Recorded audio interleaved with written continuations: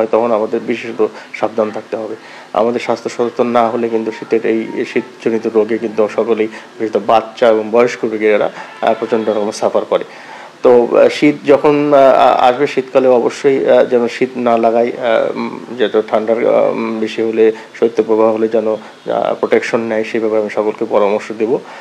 আর শীতকালে কিছু overall হাইজিনটা maintain করতে। অনেক সময় দেখা যায় অনেকে শীতের জন্য গোসল করে না, শরীরে নোংরা থাকে, শরীরে একই কাপড় চোপড়, এগুলোর জন্য অনেক সময় বিভিন্ন দেখা যায় যে শীতকালীন যে রোগগুলো বলি সেগুলো চাইতে হয়তো অনেক সময় থেকে চর্মরোগ বা এই ধরনের বিশেষত কিন্তু অনেকের দেখা যায়।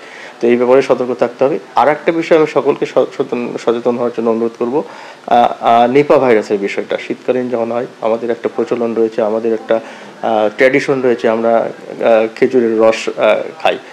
খেজুরের রস যদিও একটা খুব মজাদার একটা খাদ্য, কিন্তু এটা কিন্তু অনেক ঝুঁকি রয়েছে। বিশেষত নিপা ভাইরাসের আক্রমণ আমাদের দেশে মাঝে মাঝে বিভিন্ন এলাকাতে ঘটে, বগুড়াতেও এর আগে ঘটনা ঘটেছে।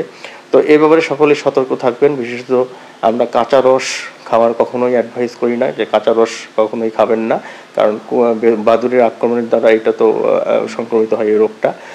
বাদুর অনেক জায়গাতেই রসের এখানে তাদের লালা বা প্রস্রাব এটা নির্গত মানে ছাড়ে, যার ফলে এটা কাঁচা রসটা এটা যদি কোনো রোগী খেয়ে, মানে কোনো ব্যক্তি, সুস্থ ব্যক্তি খেয়ে থাকে, তাহলে তার নিপা ভাইরাস হওয়ার যথেষ্ট আশঙ্কা রয়েছে। সুতরাং কাঁচা রস খাওয়ার জন্য আমরা কখনোই পরামর্শ দিই না, কাঁচা রস খাবেন না। আর একটা হলো যে আদা খাওয়া ফল, অনেক সময় কিছু কিছু ফল হয়তো পাখির ঠোকর দিয়ে আমরা সেটা খেয়ে ফেলি। তো এই ব্যাপারেও সতর্ক। আদা খাওয়া ফল অর্থাৎ পাখি খাওয়া ফলগুলো আমরা খাবো না। বাজার থেকে যে ফলগুলো নিয়ে আসি সেগুলো অবশ্যই আমরা ধুয়ে পরিষ্কার করে খাবো।